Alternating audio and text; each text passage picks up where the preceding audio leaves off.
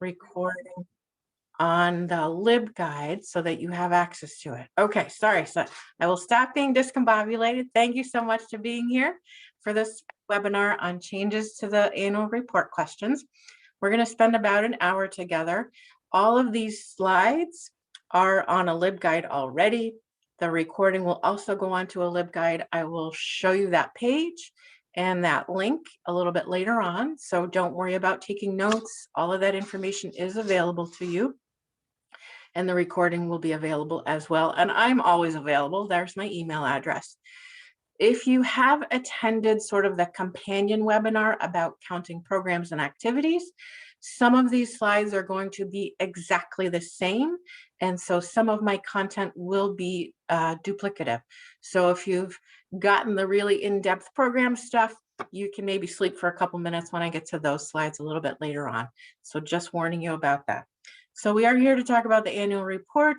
You guys have found the chat, love it. So again, this is probably a repeat for a lot of people, but I do like to start all webinars about the annual report with a reminder about how the state annual report that you send to me about your library is different from your own reports that you're collecting for your library and your stakeholders.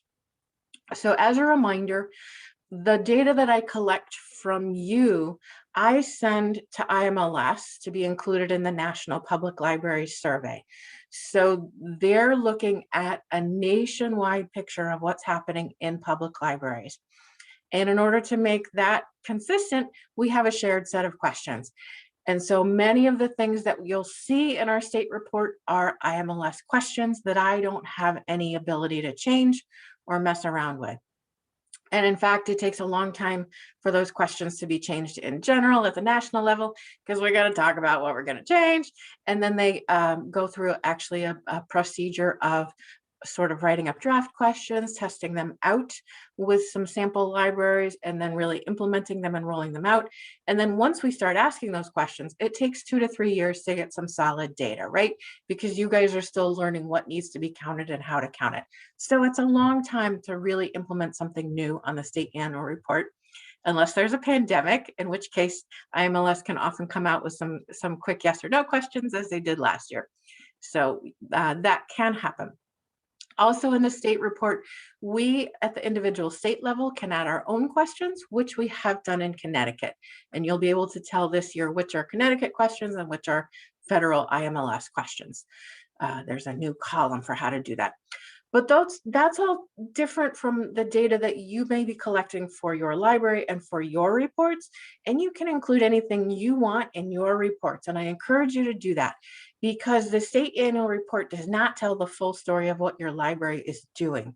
There's just no way that that national questionnaire can collect everything that you are doing in your community and for your patrons. So please do keep track of your own data and your own stories and your own impact, so that you can share that with your funders and your board and your stakeholders and your friends and capital F friends and everybody. So those are the two differences. So when we're talking today about the state annual report, these are fixed definitions that we usually can't mess around with. So, but you got control over your own reports. So those are the distinctions. Let's start this morning by talking about COVID-19. Some of those questions will be around again, most of them. Those are primarily yes/no questions from IMLS. And there are 2 questions you'll remember that do require us to count some things. And that is the number of weeks your library was closed due to COVID, and the number of weeks your library had limited occupancy. And there are some additional information points about both of these questions in the survey form. So remember, when you hover over a question, there's usually like a little comment box that pops up. So there are comment boxes for both of these questions, providing you with more information about what that means. And in fact, when a library is closed, IMLS is talking specifically about the building being physically closed and the public not being able to enter. And I think the official wording is on the question is closed to the public due to COVID-19. So, so this means they're not coming in the building, they're not opening the doors, the public is not in your premises. You may be still working in the building. You may have been offering curbside service, but your building was physically closed to the public. So that's what you're going to count. The distinction here you might want to consider is if you were providing vestibule or lobby or foyer pickups where somebody is actually opening a door and crossing your threshold and entering your building, that counts as your building being open to the public, even though your actual service desks may not be open to the public. So that distinction from IMLS is really about the physical envelope of the building being open to the public. So keep that in mind. And then when we talk about limited occupancy, that's not just the number of people in the building, that can also be accessed by appointment only.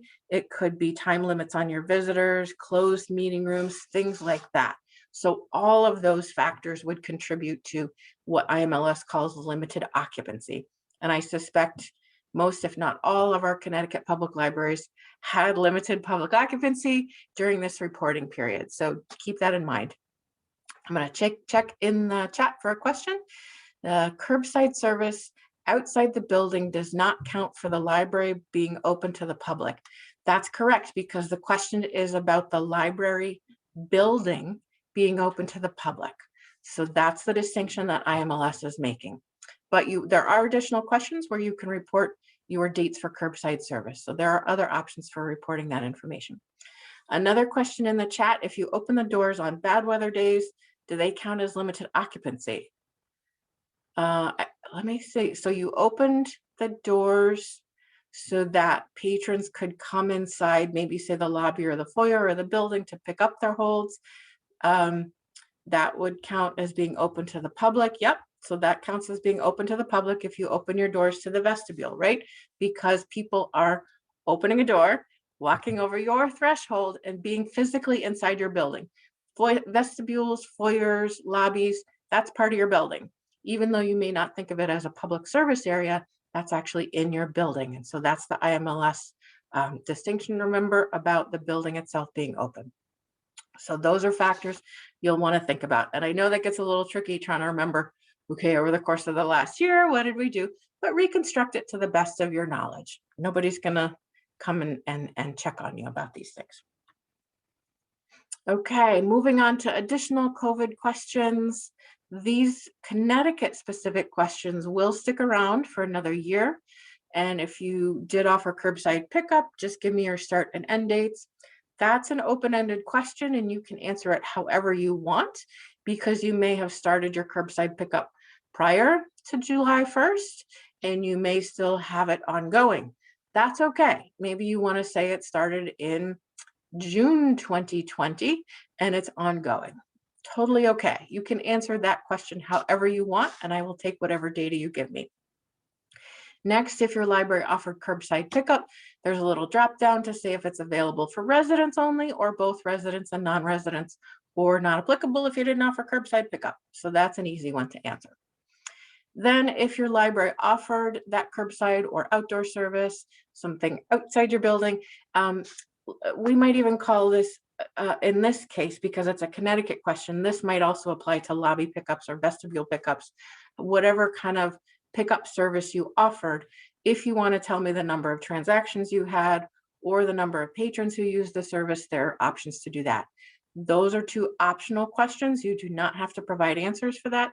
It's just a place to provide those numbers if you did collect them and if you want to include them. Up to you. So moving forward with some clarifications to questions. Some of these clarifications came through last year, but I just want to reiterate them because they are a little different. Again, with the public service hours, you're counting hours, not weeks, hours, when the building is open to the public. And that's the same distinction about people being able to enter your building. Again, open a door, walk through, crossing the threshold on your physical footprint. So that means that they would be in your library building and your building is open to the public. So again, for this, you're not counting the time when your staff was in the building, because I know everybody was working and you were working hard, but you're not counting those hours when the staff are there, but the public is not. So just keep that one in mind.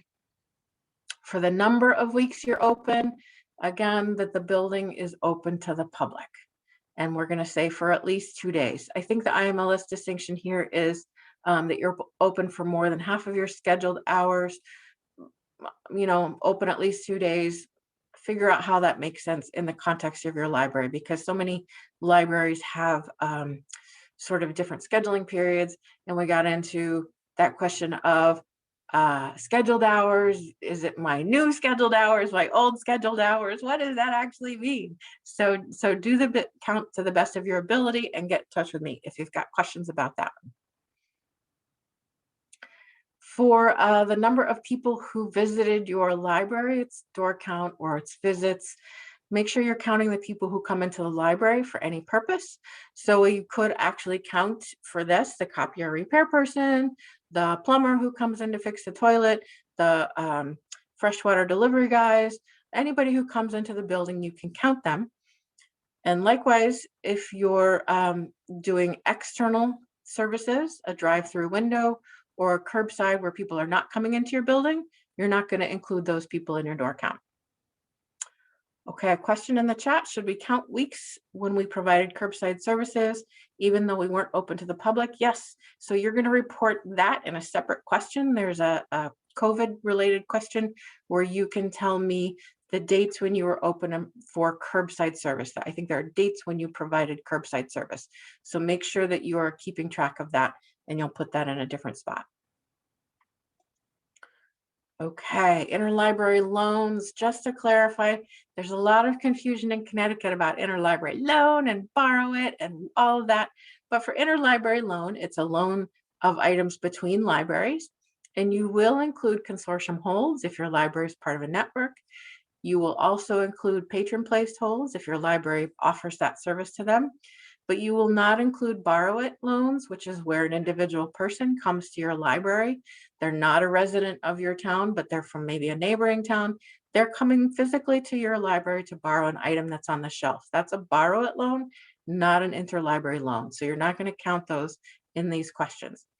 You're also not going to include swaps or CLC circuits or any service center loans that you borrow from Middletown.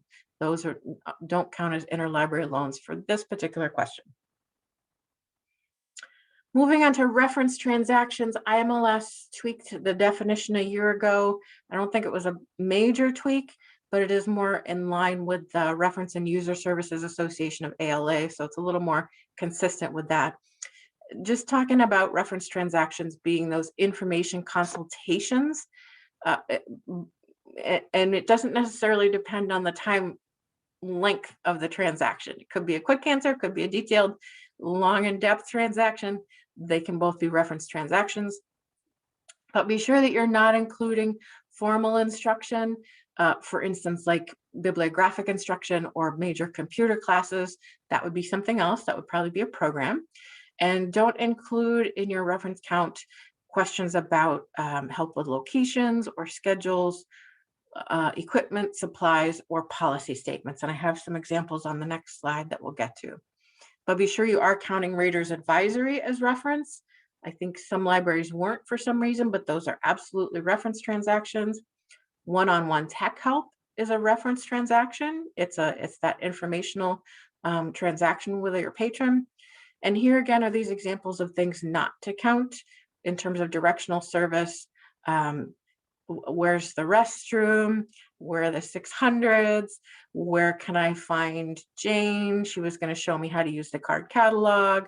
Don't include any kind of where's the restroom, or how can I make a photocopy? Can you make me a photocopy? So those are things that are not reference transactions for the purposes of IMLS, but you may absolutely be counting them for your own purposes as something else on your reports or on your statistics. So feel free to do that.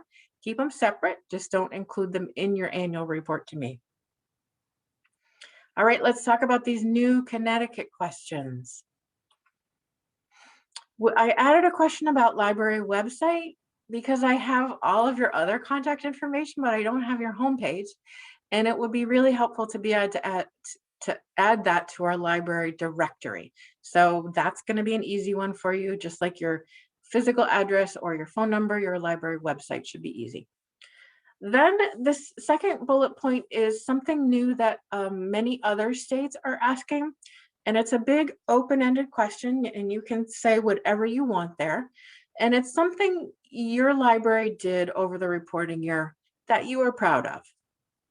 Could be anything, right? Could be a new service, could be a great anecdote from a patron, could be a win at the finance department meeting, anything that you're proud of that you did. And this is going to help us at the Division of Library Development tell your story and the story of Connecticut Public Libraries a little bit more deeply, where we can provide specific anecdotes and specific stories about your impact in your communities for your patrons. So that was what we're looking for. I did get a question at the previous session if that data is going to end up in the final statistical report. And I honestly cannot imagine how I would squeeze that into the statistical report.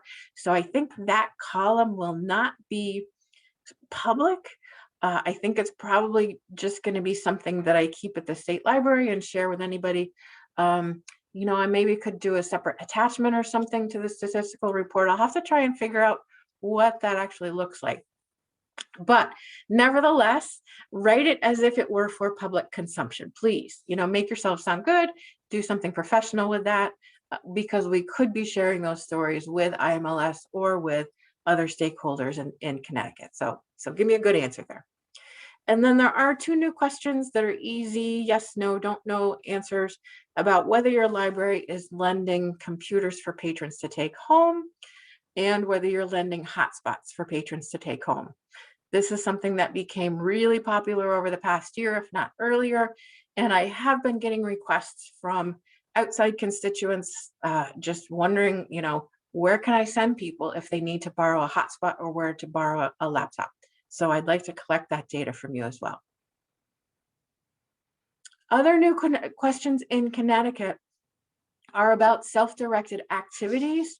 And these are complementary questions to the program questions that we're going to talk about. Oh, I see there's a question in the chat, and I'm going to back up and answer that because it's about whether iPads count as computers for loan.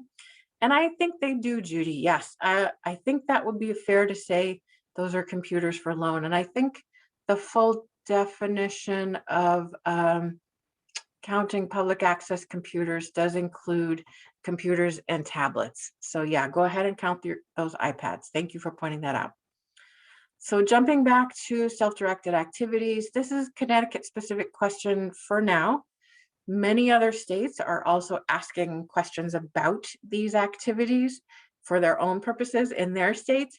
And it's possible that IMLS could, at some point in the future, be interested in collecting information about activities as well. But I want to get this data in Connecticut because especially while libraries were closed over the past year, these activities really came forward and complemented your programs to show that you were continuing throughout to provide services to your patrons.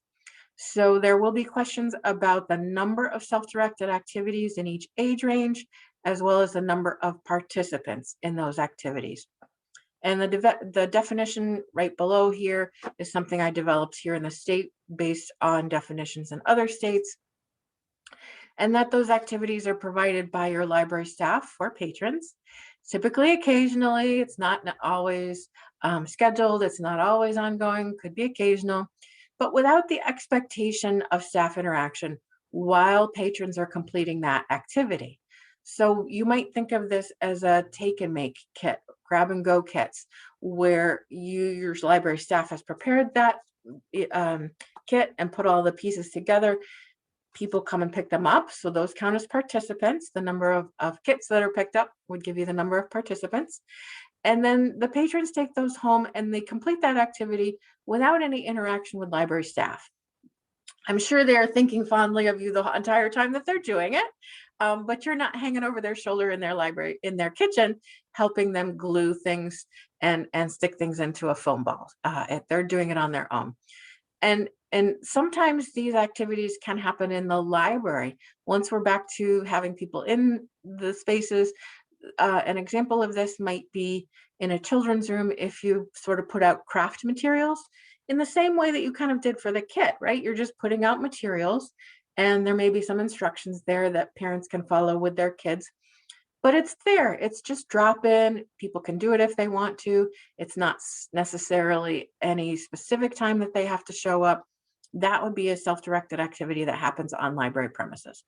Story walks. Thank you very much for that comment in the chat. Story walks are excellent examples of self-directed activities. You got it.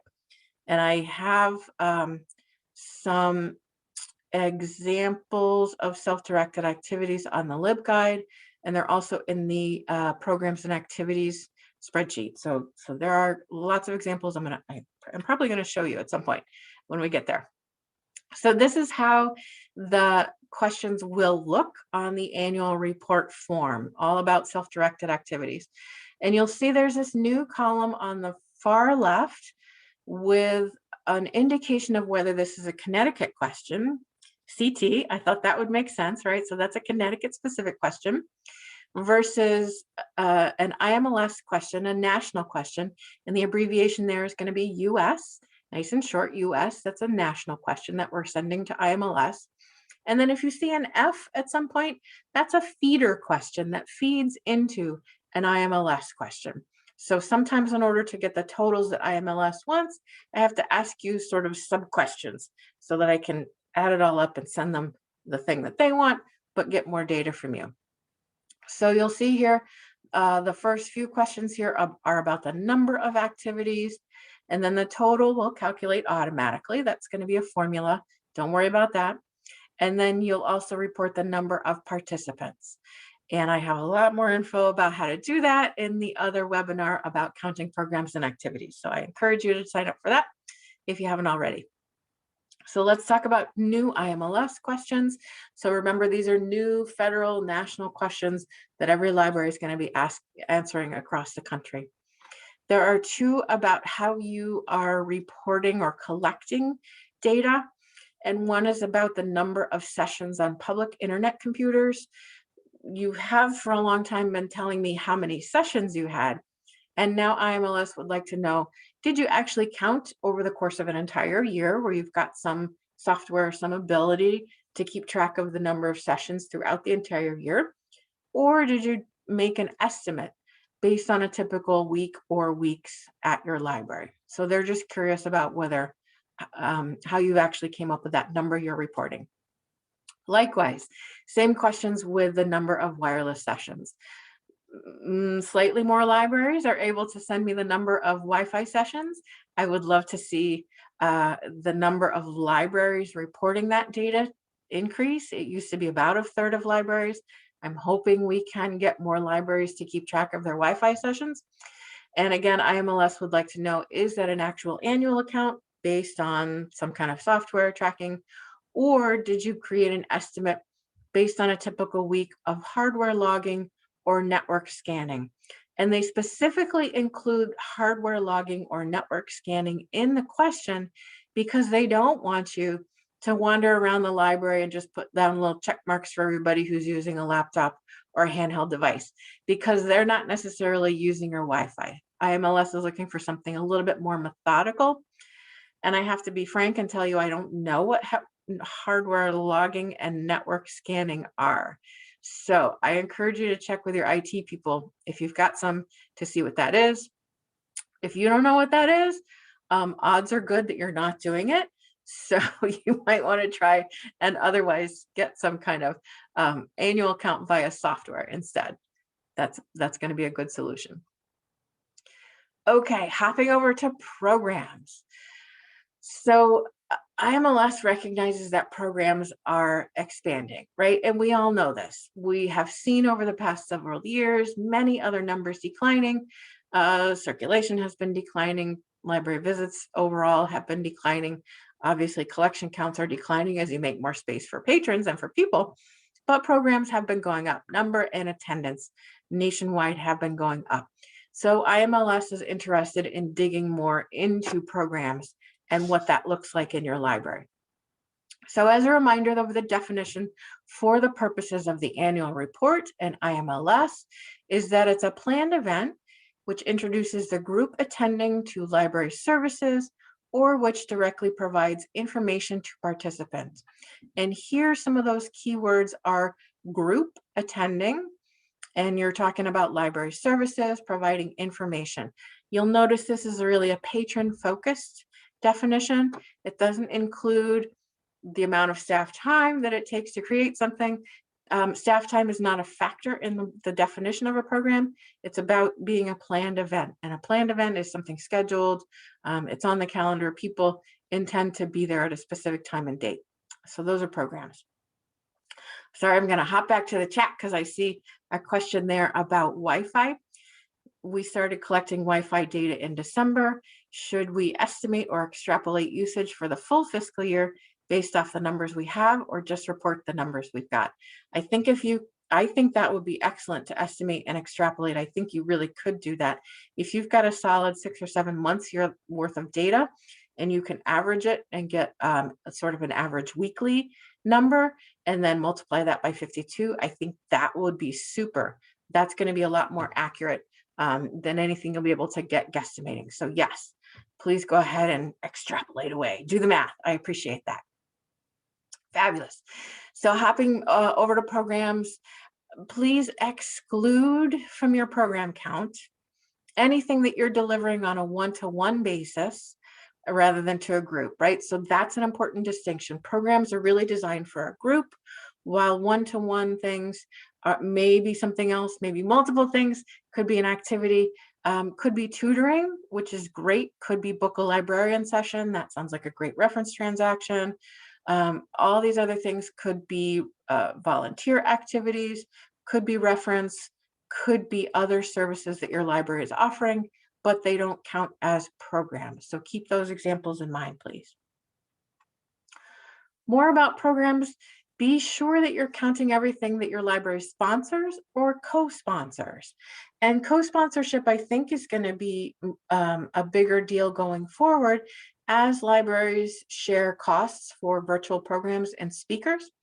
It's a really great way to kind of pool your resources and get somebody who may be bigger than your library could have gotten all on your own, but you're co-sponsoring with another library. So count those. Do not include programs that are sponsored by other groups using your facilities, right? So this might be the Girl Scouts who are using your meeting room for a recruitment activity. Fabulous, great. You can count that in a separate question as use of your meeting room, but you will not include it as a library program because you didn't sponsor it, right? You just gave them the space. And as always in the past, if those programs are offered in a series, count each one. So that may be, an example could be story times, where a library would offer an 8-week series of story times that people sign up for. That counts as 8 separate programs. So make sure you're counting those. A question in the chat, how about podcasts? I think, do they count as a program? That would count as a pre-recorded program. So we'll get to some examples of that. There we go. So IMLS has developed a lot more program formats.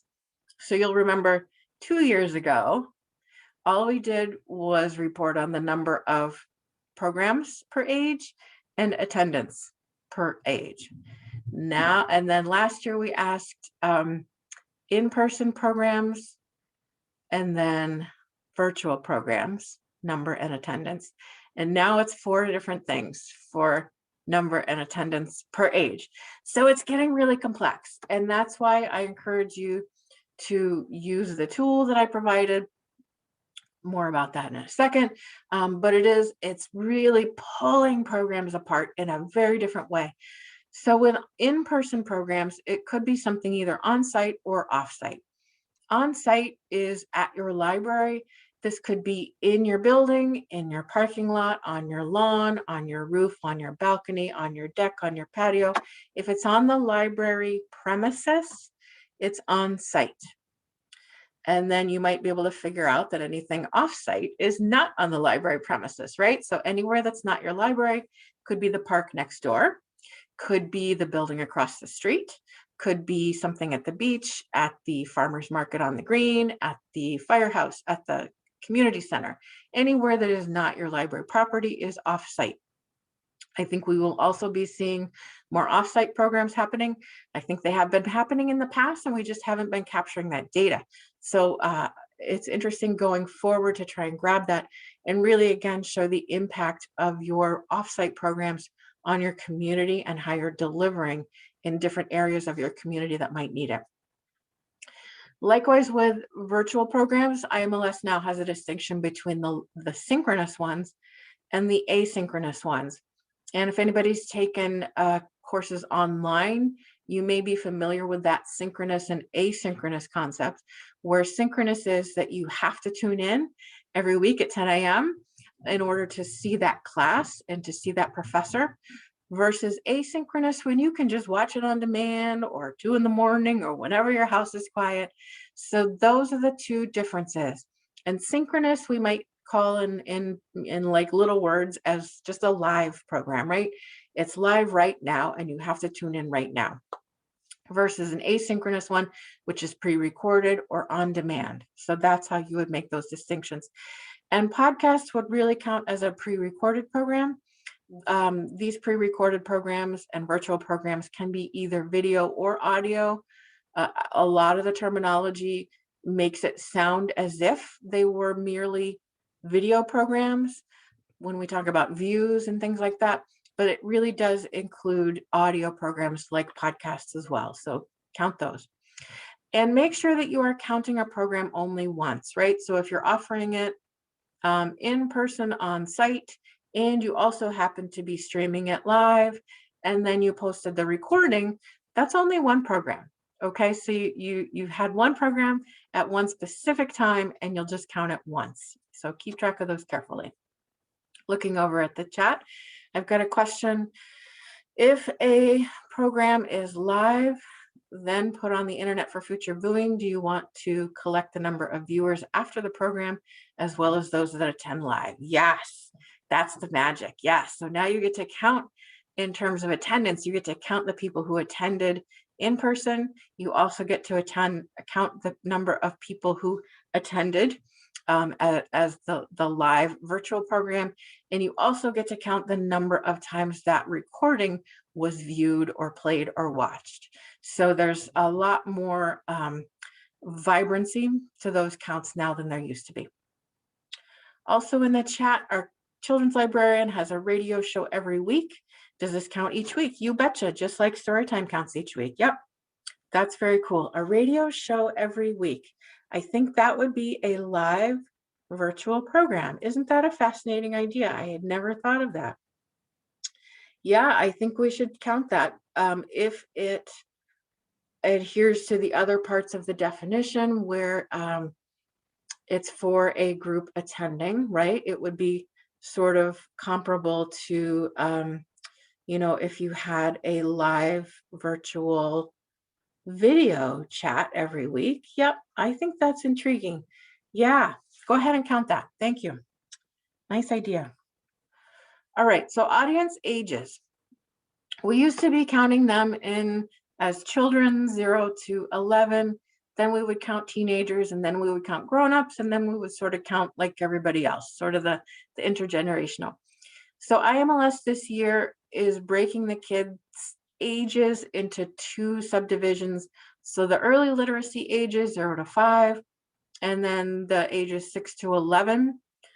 What you'll see in the annual report that we're sort of smushing the kids together this year for the time being until we get used to breaking them up, because I'm not sure that everybody's been counting them separately for the whole year.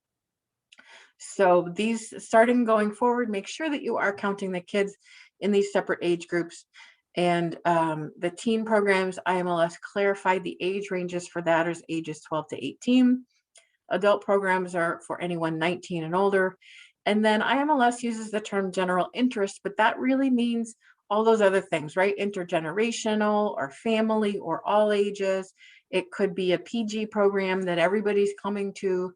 It could be a chess club, right? Chess club is like the classic intergenerational example. So that would be that kind of thing. An adults only program, you probably do retirement planning or long-term care insurance. Like no child or teenager is going to sit there. And it's the age range of your intended audience. So story time is probably kids 0 to 5. And because you're counting the audience at that program, you are counting all of the caregivers and the kids who are there. So make sure that you are keeping track of all of them as attendance. So how do you count? Well, for those in-person ones, you're just counting them the way you used to, right? You would count their heads or their faces or their, however you count them. You know, you're going through the room and physically counting all of those people. For your live virtual programs, you can count the number of unique viewers or live viewers. There are multiple ways to do this. There is a spreadsheet now that other data coordinators developed with guidance on how to find those counts. Or you can ask people, you just say, hey, can you tell me on your end how many people are watching? And then add them all up. But you're counting the people while the program is live as attendance. If you happen to post a recording of that program afterward, you're going to report all of the views of that recorded program in a separate space, right? So those are views as opposed to attendance. So more about views of those pre-recorded programs.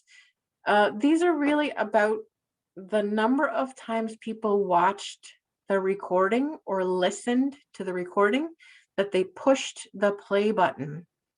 Not that they saw your post on social media or that they clicked like or thumbs up or yay. It's about playing the recording. And there are, again, multiple ways to count that depending on what platform you're using, whether it's YouTube or Zoom or something else. And new from IMLS, they've determined that they would like the number of views after 7 days. So if you post it on a Monday, go back the following Monday and count the number of times somebody has played that recording. So this is a change. We had been saying, I think, count them as of June 30. IMLS wants us going forward to count them after 7 days. So don't stress and try to recount everything that you did over the past 11 months. That is not going to happen, all right? Don't do that. Please don't do that. If you've been counting views of recordings, just send me the numbers you have, all right? Just give me what you got. As of June 30, we'll include that in this year's report. But going forward, we'll start over with the new strategy of counting after 7 days. If you bring your recording down sooner, make sure that you grab a count. You know, if it's 3 days when you take it down, make sure you're getting that final count for that thing. And if you posted that video to multiple platforms, which sometimes happens, just grab the number of views from each platform and add them up. All right, I'm hopping over to the chat. We had over 500 virtual programs rock on, and our Zoom registration, we asked attendees to tell us if multiple people were watching with them. That is a great technique, absolutely. Can we include those additional viewers in our programming attendance numbers? You betcha. So for example, if one registrant said they were watching with 3 people, that counts as, to my mind, that counts as 4 attendees, not 1. If you can get that kind of real-time, real-life data from your attendees, that's fabulous. And I think you should count all of those because in fact, you were actually reaching 4 people with that program, even though they had only 1 connection. I think that's totally fair. Go ahead and do that. Get the credit. So as you're looking at views of pre-recorded programs, I think I mentioned my fellow state data coordinators got their heads together, and some people who have actually delved into these things put the information together. And there's this great Google sheet. There's a link here. So just to remind you, this link is in the slides that are on the LibGuide. This link is also on the LibGuide in a couple places. And it is also in the spreadsheet for counting programs and activities if you use that spreadsheet. So you don't have to remember it. There are different ways you can find it, which I will show you when we get there. But it's great. I'll show you when we get there. I don't need to describe it. I'll show you. And here again in writing, I wanted specifically to have this in black and white on a slide that you can show your board and your boss and whoever else, right? If you've been counting the number of views a different way, send me those numbers in your annual report. And then just going forward, count the number of views as of 7 days. So that's right there, it's official. So these are what all of these program questions are going to look like on the annual report. They are subdivided by age, kind of as they had been previously. This is what the teen questions look like. And they're all in the same order, right? They're all, it's just by age group, but all of the questions within there are in the same order, so you can kind of get a sense of how it goes. Again, here's that new column on the very left. F is a feeder question. So right, these 3 questions are going to feed into this question. This is the actual IMLS question that they need me to report. But in order to get this, I need to know this.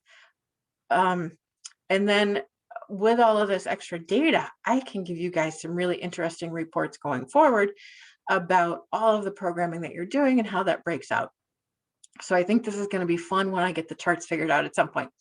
But you'll see it starts with the number of programs. So number of in-person on-site, number of in-person off-site, and then the number of live virtual. This total will happen automatically. The form will calculate it automatically for you. This here, the number of pre-recorded on-demand programs. And then we go into the attendance questions. So attendance at each type of program format, and then the views of the pre-recorded programs here. So it just compresses all of that data together by age in a slightly different way. All right, we're going to take a look in a minute at the counting programs tab, but I have a fabulous spreadsheet that will help you keep track of all of your programs and activities, hopefully removing some of the workload for you, because I recognize there's a honking lot of new questions about programs. Like, this is intense. It could be intense workload. So there is an Excel spreadsheet I developed that will help you automatically calculate all the totals that you're going to send me in the annual report. It's very helpful. I did 2 sessions of that webinar already, and there's still 2 more to come. So please sign up for that if you would like to learn about it. There again will be some repetition as I go over all the program definitions and yada, yada, yadas, but the tool itself is very cool. Okay, let's talk about changes. Oh, I talked about this part, right? Here it is in writing. Just a reminder, that column about where you will find where this question comes from. So it's kind of interesting, I think, to see which are Connecticut specific and which are federal questions, US questions. This is the LibGuide where all of this information is stored. I think at noon today, you're going to get an email from me that has this link. And it also has a request to fill out an evaluation survey. So you don't have to write this down. We will pop over there in a minute and I'll show it to you. But back to the evaluation survey, please do fill that out. I enjoy reading your comments. But more importantly, if you have feedback about what worked or what didn't work, or what else you would like to know, please let me know, because I have been able to adapt sessions sometimes as we go along to cover questions that people have. So I love to hear from you. Some reminders, kind of ending the slideshow here. There's so much information, and I think sometimes it's a little bit too much information about the annual report form. It's on the LibGuide, it's in the survey form itself, it's in the pop-up boxes, and it gets sometimes a little overwhelming. But often that information can answer your questions. So if you're a little bit stumped by what a question is, make sure you hover over it and see if there's a note box that pops up. And also check the definitions on the first page of the survey form. And then check the website, and always follow up with me if you have questions. But there's a lot of information already provided to help guide you through the survey. And my usual perennial plea not to wait until the last minute to start your report, please, because it's really stressful. It stresses me out, and I imagine it stresses you guys out. But if you wait until the last minute and you have any kind of questions or problems, it can really slow you down. So please don't wait until the last minute. That is not today's evaluation form. That's my email address again and my phone number. Email is going to be the best way to get me these days while we're sometimes at home and sometimes in the office. So please always drop an email. And let's talk here about this. Hopefully you're able to see the LibGuide that I've got here. Anytime you come to the statistical profile page, you're going to land first on the statistical profile. But what you're going to look at right now is this annual report tab. And let me see if I can make that a little bigger for you. Okay, so you've got the annual report tab going here. And as you scroll down, you'll see there's some additional tabs down in this box. Once I have the 2021 report form, it's going to be available here. That will be open in mid-July, and you'll have, I think, until November-ish to turn that into me. So you've got a solid 4 months to work on that data. If I gave you 8 months, some people would still wait until the last minute. So again, back to my encouragement, please do it sooner rather than later, both for your stress level and mine. What if a pandemic happens again and you don't have access to your data? You know, if you wait until the last minute, stuff happens. So please, please, please do it earlier. Changes to the 2021 report. I'm going to put our recording right here, just as I did for the earlier session. So at some point, either today or tomorrow, this is going to change from register to recording, and it'll have this hour-long video. Here are the slides that I just showed you, in case you want to download those, copy and paste them for anybody. The date is there. And then all of these are the questions that we talked about as we go down. So the new questions, new Connecticut questions, those clarifications, all of the COVID questions, if you want to delve into what they are, same as last year, and these remaining COVID questions from Connecticut. So all of that is here. Oh, this handy guide right here. That's what I want to show you. Let's take a look. So if you are counting both live attendance and views, this spreadsheet is invaluable. This is the one that was created by my fellow state data coordinators. So if, for instance, you had a Zoom meeting like this one, and you wanted to try and count the number of views and recordings, which I can't see because my bar is right there. We're going to go to the video conferencing tab. So we did our Zoom meeting. Here's the live metric that we need for the report. Here's how we're going to find that within the Zoom software itself. And then as we scroll across, here's the metric that we need to report to IMLS, the views of the recording. And here's how we're going to find that number of views in Zoom. And as we scroll down, we could do that for Google Meet. We could do that for GoToMeeting, numbers things. Let's go back to the first page. I think a lot of people are posting recordings on YouTube. There may be live streaming on YouTube. There may be live streaming or recordings on Facebook. Let's take a look at the video sharing tab for YouTube. No. You know what it is? All this stuff is in the way. All right, YouTube. If we were looking for peak concurrent views, here's how we would find it.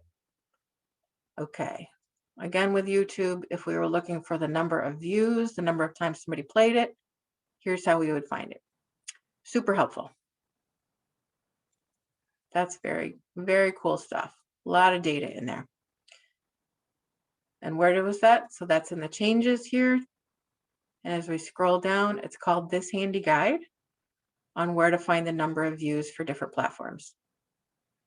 Similarly, if we look at the programs tab, it's here as well. This handy guide for details on where to find the number of views. This programs tab is really helpful if you're trying to figure out, What's a program? What's an activity? Here's that nice little spreadsheet you can download. Lots of slides for that program. You can still register for those 2 upcoming sessions if you would like to. But here's some definitions and reminders again. These will look very familiar to you from the slides. And here are these examples of what's a program and what's a self-directed activity.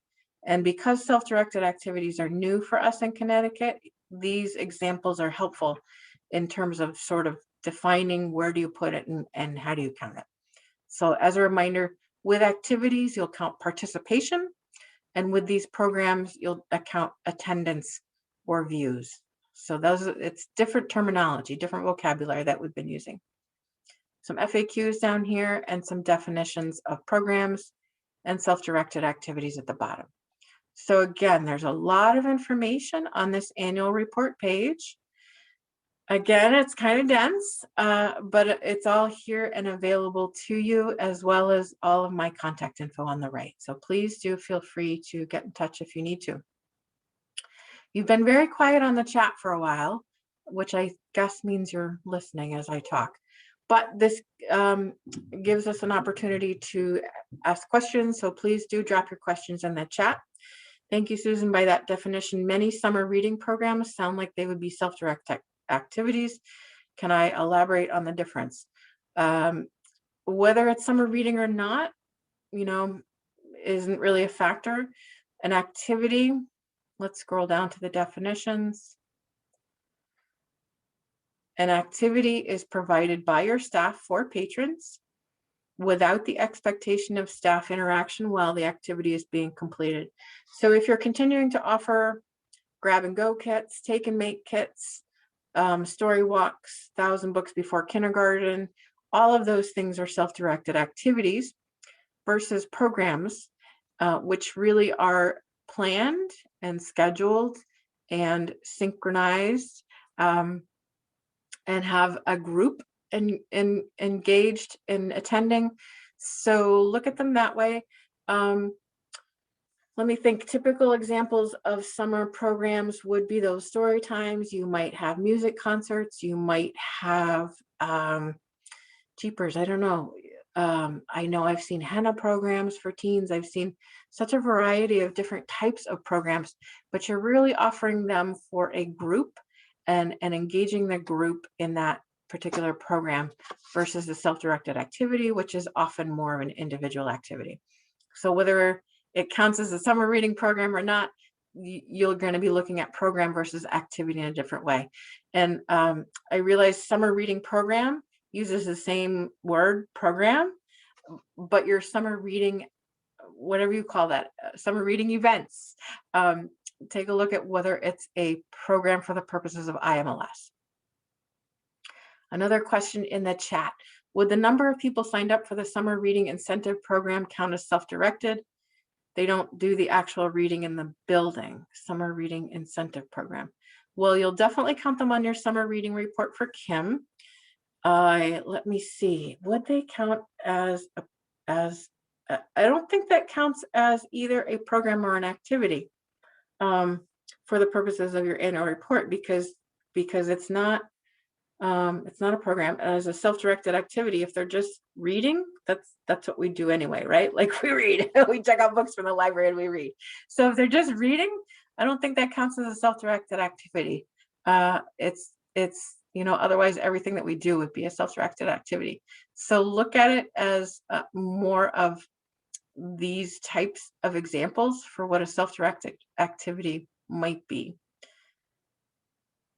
Another question in the chat: if patrons are asked to log their reading over several weeks, that's self-directed. How is that different from me reading and not logging my reading, right? If you're doing your summer reading programs, you're tracking your summer reading program, for the lack of a better word, in your own way. It does not necessarily affect what IMLS considers to be a program, right? So even though we're using the same word, it has 2 different definitions in these contexts. So count your summer reading activities, programs in that way, but just because someone is keeping track of what they're reading, I don't think that's a self-directed activity. Participants recording their adventures for the program. So tell me more about that. Comment in the chat. Participants recording their adventures for the program. So they might be doing a video or something. They might be writing up their adventure for the program. That does sound like a self-directed activity if there is perhaps some instructions from the library, and then the participant is completing an activity related to those instructions. That could be a self-directed activity. Okay, another question in the chat. When the Russell Library was closed, 4 to 5 staff members made check-in calls to local seniors, the list provided by the Senior Center. Sometimes we replied to library-related questions, sometimes just a chat. The number of calls over a month or so probably added up to 150. Can this be counted in some way? Staff were on library time as they made those calls. I think you might be able to count some of those as reference transactions, sometimes just a chat. And there's currently not a question on IMLS from IMLS and on the public library survey about outreach. And I really feel like what you're doing is an outreach thing. So we're not counting that on a national basis at this point, but that's again where the distinction between the IMLS report and your report. I encourage you to count that and keep track of that, because that's a really important measure for your community and your town of what you were doing during the pandemic. And that is a great story to tell.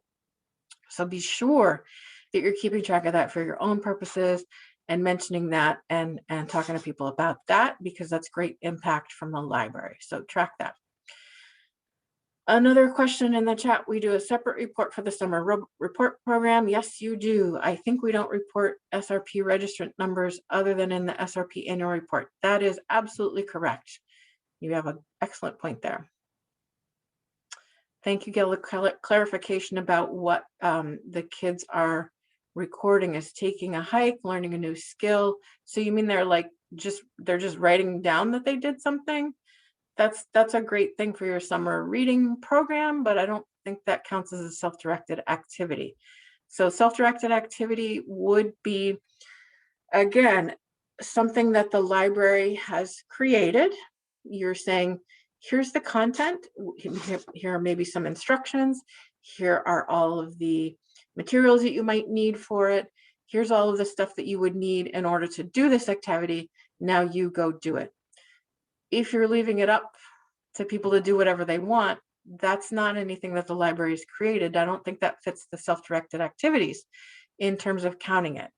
It's a great idea, fabulous stuff that's going on for your library, but I don't think it meets the criteria of a self-directed activity.